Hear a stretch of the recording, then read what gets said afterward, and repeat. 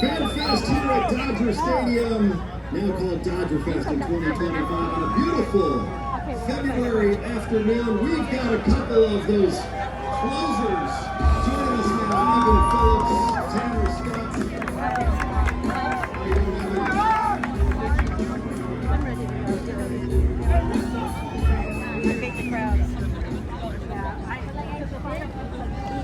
Nomar said it was a committee of closers. Last year it was maybe closer by committee. Now there's a committee of closers. And two of them right here with Tanner Scott and Evan Phillips. And little known fact, these guys are very good friends. Spent about 3+ years playing together, pitching together with the Baltimore Orioles organization. Now teammates once again with the Dodgers. And Tanner, as I understand it, this guy was blowing you up nonstop to the point where he was almost becoming a nuisance. How, hey man, you need to sign with the Dodgers. It works. There's a Bulldog over Shaw's joining us as well. But you said it worked, Evan, right? You stayed on him about signing with the Dodgers coming home to LA. Yeah, I wouldn't quite say it was like that. I just I offered any sort of advice I could give, answering questions, things like that. But ultimately, it was all he and his family's decision. But we're definitely very happy to have the Dodger blue. Was that your story too, Tanner? That it wasn't like that? We'll go with it. We definitely exchanged texts, and we definitely hope we see that it's a great organization to be able to go with. And I was like, might as well. Now we're going from it, so I already claimed it. That's great. Obviously, you guys both look close, and I knew we were joking, and I was even talking to Dave Roberts, like, listen, we've seen him closed by the committee. This is not easy. It's also not easy for guys to work.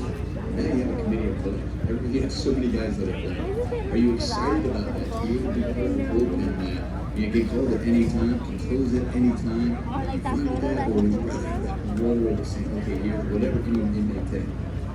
I think over the course of the season, we'll see things kind of line up more regularly than others. But what we do really well on a day-to-day basis is just communicate with the staff. They create the game plan pre-game and then come to us and kind of lay out the expectations for the day.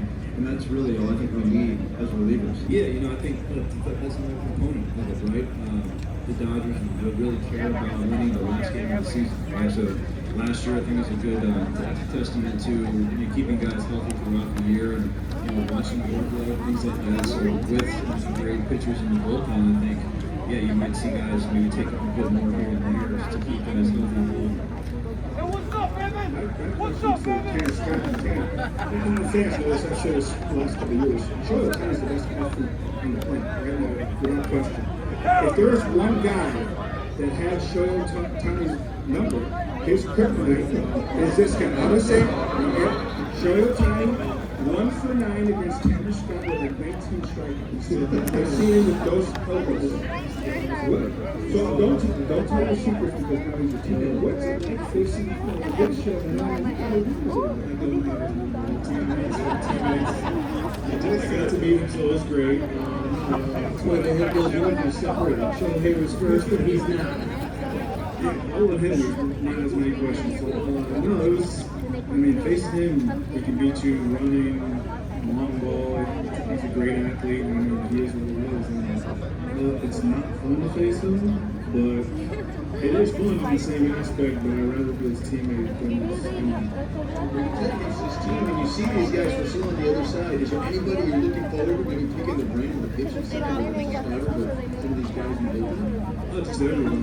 There's so many great arms, so many great hitters. You got to pick everyone's brain so you can do better. And I imagine, though, as a pitcher, you do kind of look forward to some of those opportunities because I remember Earl in the 88 World Series, he talked about he loved the challenge of facing Dave Parker, Mark McGwire, Jose Canseco, all those guys in that great UDA. And it's the same thing here. You relish that opportunity. You face a Shohei, you face a 23 and Mookie Betts, and Evan Moore's really facing the guys that you have to face, whether it's Aaron Judge. It's a privilege to face the best in the order without a doubt. I don't know about Tanner, maybe some other bullpen guys can speak on this too, but I just try to treat everybody the same. That way I'm not adding any extra element to facing the Aaron Judges, Manny Machados of the world. To me, they're just another batter in the box and I'm trying to get out. So I think in that regard, it sure is fun to face those guys, but I think at this point, they're probably more worried about facing us. I like that. I know they were worried about facing you, Tom. Is that the mindset that you have? They got to deal with me. Yeah, I mean, I was told at a young age, it's like, hey, that plate is your home. Do you want to defend it or do you want to let them take it? I want to defend it. That sounds like good. You guys have been here a while. Speaking of age, you've been in the big leagues for a while. What have you changed for your career and your preparation, or things that you do because of how the game has continued to change? Me? You go ahead. Left-hander first. Wow, what have I changed? Changed a lot of things recently. There's nothing wrong with that as long as you let it out. Exactly. Welcome to the big leagues. This is it. Finally got to the big leagues. Definitely just the mindset. And, we're always trying to get stronger in the mind because the mind's free and easy thinking. You're going to have better, I would say. Does your mind free up more with the data and all the different information you have now compared to the beginning of your career? Yes and no. A little too much data is too much for me, but like you want to see it in little pieces of the pie and take it as you can and build off of it. Other than that. I think early on in my career, Tan and I were teammates, and maybe he can speak to this too, but it's different when you're getting your feet wet in the big leagues, right? You're trying to figure out what you need to do just to stay, and then to transition now to be on a championship caliber team where our goal is to win. So there's two different angles you can come in at it when you're developing. I think one of the biggest things that helped my career is becoming a project and being able to run with each opportunity and have that goal of winning the championship every year really helps me.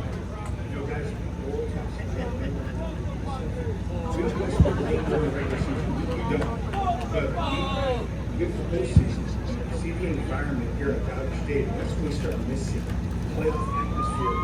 What's it like for you guys to be in atmospheres like Dodger Stadium, knowing that we're going to get this every season? I mean, I was on the opposite side, and it was electric.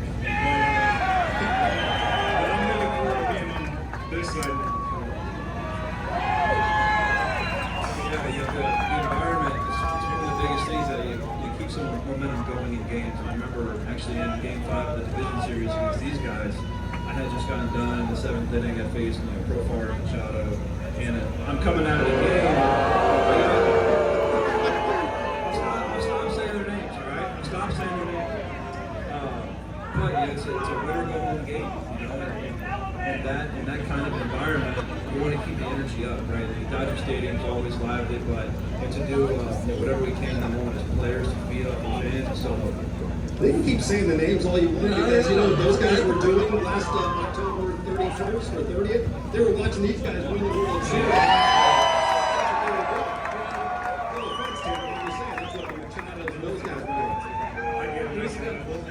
These guys that get to wear the uniform, they're human beings too, and we saw what Freddie went through, what you've gone through off the field as far as, well, when you get in front of a sellout crowd here at Dodger Stadium, it's a lot easier to lock in and kind of put the personal stuff in a closet for a couple hours. Yeah, I think that's a challenge for every player, is being able to separate, whether it's an injury, a family situation, or sometimes it's both, but to be able to come into an environment that's as lively and engaging as Dodger Stadium really helps separate the two. So thank you guys for doing that for us. I know you guys are good friends, and you both have sons named Bo, and they were born just, I think, a few months apart. So who got the name in first, and the other one copy the first? His son's older. Okay. Yeah, so we didn't name our son. We didn't have a name picked out until about an hour before he showed up. Well, he decided to show up, like, how many weeks early? Oh yeah, 6.5 weeks early. So that was, the situation in its own right. But yeah, he was ready to party. He wanted to leave Los Angeles. But yeah, I don't even think we talked about names really all that much. It just kind of worked out that way. And when you're naming your child, you don't think about, well, I wonder if they're going to be sharing elementary school classroom one day or something like that. You kind of go with what works for your family. And you guys ever had those conversations? Have you had those conversations with your wives where you two go to dinner and then they ask you all these things about the family? You go, I don't know. I have no idea, what they're going to name their kid. I have no idea where they live. I have no idea if they're redoing their kitchen. Yeah, honestly. You guys just talk ball. Yeah, exactly. And I think, our friendship is, been so long running now. Driven by baseball players at that, to see our families now intertwined and both being Dodger blue, it's going to be very special. Well, they are good friends, and I know their kids, their sons, Bo, are going to grow up to be really good friends as well, and now you guys are teammates once again. It's awesome to have both of you here today. Tanner Scott and Evan Phillips joining us here. Still got plenty more to come. We're taking you right up until 3 o'clock. A lot more big names will be joining us right here on stage on February 1st. Can you believe spring training is right around the corner? Stay with us.